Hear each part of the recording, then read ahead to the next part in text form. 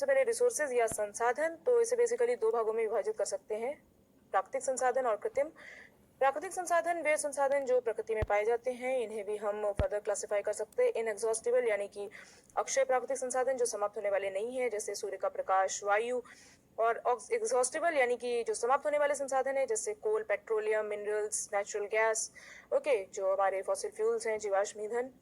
तो स्टार्ट करते हैं सबसे पहले कोल। तो चूंकि जो कोल है ये मृत जीवों के अवशेषों यानी कि जीवाश्मों से मिलकर बना हुआ है, से इसका फॉर्मेशन होता है, इसलिए इसे फॉसिल फ्यूल या जीवाश्म ईंधन भी कहते हैं, जैसे पेट्रोलियम, प्राकृतिक गैस।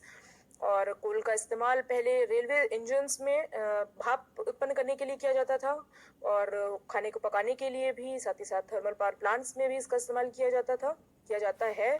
और इन अदर वेरियस जो भी और उद्योग हैं, वहां पर भी ईंधन के रूप में इसका इस्तेमाल किया जाता है। अब देख लेते हैं कि कोयले का निर्माण कैसे हुआ, इसकी कहानी क्या है इसके पीछे की।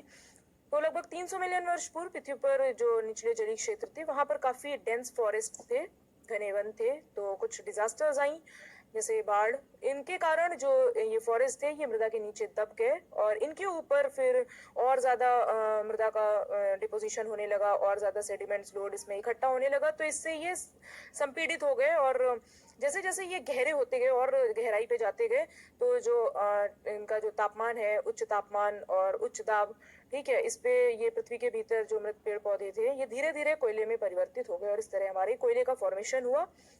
ओके, तो कोयल इसमें तो कोल कंटेन्स मेनली कार्बन, इसमें कार्बन सबसे ज्यादा होता है, hence the process of conversion of dead vegetation into coal. तो जो मृत वनस्पतियां हैं उनका कोयले में परिवर्तन, इस प्रक्रिया को कार्बोनाइजेशन या कार्बनीकरण कहते हैं। और जब कोयले को जब हम वायु में गर्म करते हैं तो इससे ये जलता है और कार्बन डाइऑक्साइड गैस निकलती है इससे। ओके, और ये कई इंडस्ट्रीज में इसका इस्तेमाल किया जाता है, और to get some useful products such as coke. तो इससे कई यूजफुल प्रोडक्ट्स भी प्राप्त होते हैं, जैसे कोक, कोलतार, कोल गैस इत्यादि। तो सबसे पहले देख लेते हैं कोक क्या होता है। तो ये काफी कठोर, पोरस यानी सरंध्र और काले रंग का पदार्थ होता है, और ये कार्बन का ऑलमोस्ट प्योर फॉर्म होता है, and it is used in steel industry. Steel industry में इसका इस्तेमाल किया जाता है मेटल्स को एक्सट्रैक्ट करने के लिए। कोलतार क्या होता है, ये ब्लैक और काफी गाढ़ा द्रव होता है, और इसकी स्मेल भी अच्छी नहीं होती है, मिक्सचर ऑफ अबाउट 200 सब्सटेंसेस। और इसका मैन्युफैक्चरिंग इंडस्ट्रीज में इसका प्रयोग होता है, ओके, जैसे प्लास्टिक्स, पेंट, फोटोग्राफिक सामग्री और ये सारी चीजें बनाने में। कोल गैस, तो ये obtain during processing of coal to get coke. तो जब कोल का प्रोसेसिंग किया जाता है, प्रसंस्करण और कोक प्राप्त करने के लिए, तो इस समय कोल गैस प्राप्त होती है, और इससे एज अ फ्यूल, ईंधन के रूप में भी इसे कई उद्योगों में इस्तेमाल किया जाता है, and as a source of heat.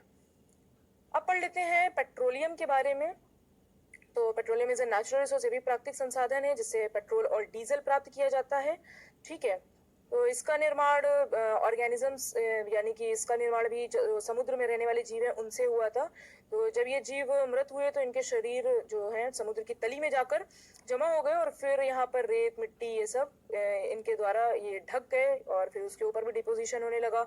फिर कई लाखों वर्षों में, लाखों करोड़ों वर्षों में, जब वायु की अनुपस्थिति थी और साथ ही साथ हाई टेम्परेचर और हाई प्रेशर में, ये जो मृत जीव थे ये पेट्रोलियम और प्राकृतिक गैस में परिवर्तित हो गए, और इस तरह हमारे पेट्रोलियम बना।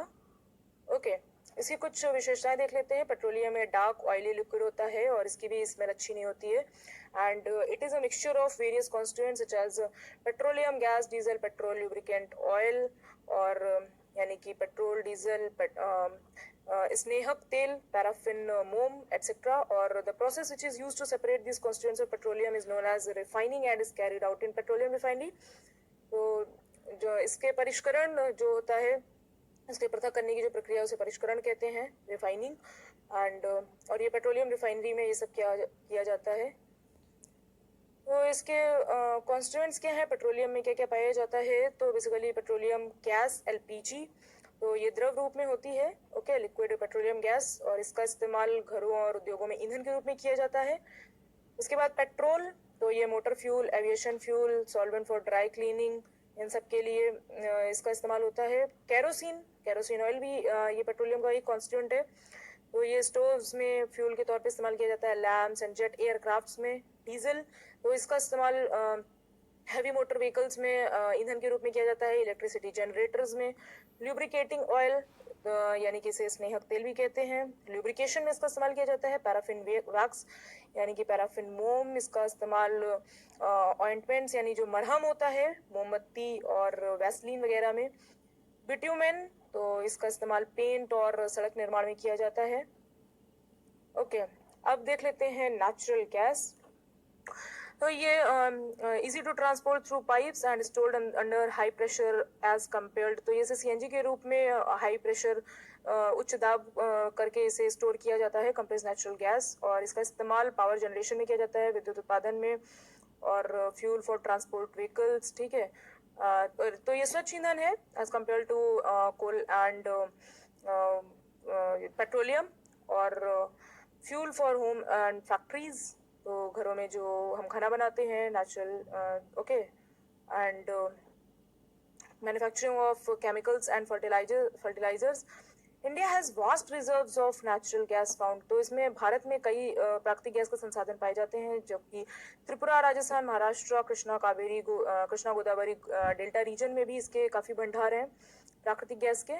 ओके, तो जीवाश्म ईंधन और पर्यावरण का क्या संबंध है? तो हम जानते हैं जो जीवाश्म ईंधन है वो समाप्त होने वाले प्राकृतिक संसाधन है, इसलिए आवश्यक है, इसलिए ज़रूरी है कि हम जब बहुत ज़्यादा ज़रूरत हो तभी इन ईंधन का इस्तेमाल करें। और तो इससे फ़ायदा क्या होगा? ये हमारे पर्यावरण के लिए अच्छा होगा, इससे ग्लोबल वार्मिंग पर कम प्रभाव पड़ेगा, साथ ही साथ ये काफ़ी लंबे समय तक भी चल पाएंगे।